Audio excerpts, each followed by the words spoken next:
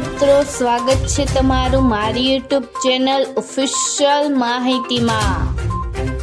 6 દિવસ ગુજરાતમાં ગાજવીજ સાથે વરસાદ પડવાની આગાહી કરવામાં આવી છે।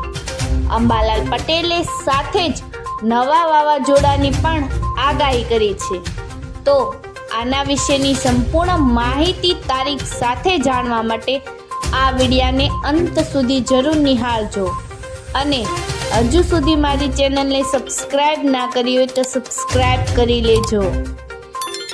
મિત્રો, ગુજરાતમાં કાળઝાળ ગરમી પડી રહી છે અને બીજી તરફ બંગાળની ખાડીમાં વાવાઝોડું સક્રિય થયું છે। આ સાથે ચોમાસું પણ આગળ વધી રહ્યું છે। ત્યારે ગુજરાતમાં છેલ્લા 8 વર્ષમાં ગરમી નથી પડી એવી ચાલુ વર્ષે ગરમી પડી રહી છે। છેલ્લા એક સપ્તાહથી સતત 44 ડિગ્રીની આસપાસ તાપમાન નોંધાઈ રહ્યું છે। મિત્રો, સૂર્યના પ્રકોપથી લોકો ત્રાહિમામ પોકારી ગયા છે, ત્યારે ગરમીમાંથી રાહત મળે તેની રાહ જોવાઈ રહી છે। ત્યારે અંબાલાલ પટેલે વરસાદ અને વાવાઝોડાને લઈને આગાહી કરતા જણાવ્યું છે કે 24 કલાકમાં ગરમીનું પ્રમાણ યથાવત રહેશે અને 24 કલાક બાદ 2 થી 3 ડિગ્રી તાપમાનમાં ઘટાડો થશે અને આંશિક ગરમીમાંથી રાહત પણ મળશે અને સાથે જ પવનની ગતિ પણ વધી શકે છે। મિત્રો, વધુમાં હવામાન નિષ્ણાત અંબાલાલ પટેલે જણાવ્યું છે કે ધીમે ધીમે ગરમીમાંથી રાહત મળશે। આજથી 28 મેના રોજ આંધી વળાંકનું પ્રમાણ વધશે। 26 થી 31 મેના રોજ દક્ષિણ ગુજરાતમાં ગાજવીજ સાથે વરસાદ થશે।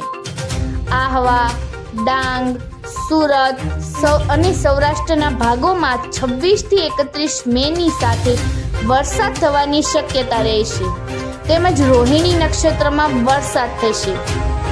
જ્યારે મિત્રો, ખાસ કરીને ઉત્તર ગુજરાત અને મધ્ય ગુજરાતના ભાગોમાં અને કચ્છના ભાગોમાં રોહિણી નક્ષત્રમાં વરસાદ થવાની શક્યતા રહેશે।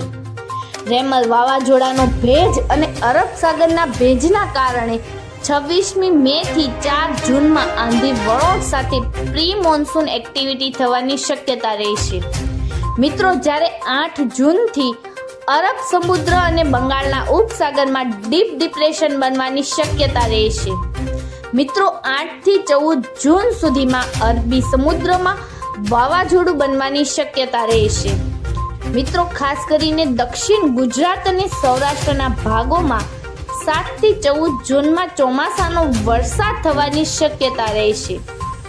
ચાલુ વર્ષે ચોમાસું સારું રહેવાના સંકેતો મળી રહ્યા છે। આ સાથે જ ગુજરાતમાં પણ ચોમાસું સમય કરતાં વહેલું બેસી જવાનું પણ અનુમાન કરવામાં આવી રહ્યું છે। મિત્રો, આવી જ વધુ માહિતી મેળવતી રહેવા માટે મારી ચેનલ સાથે જોડાયેલા રહેજો।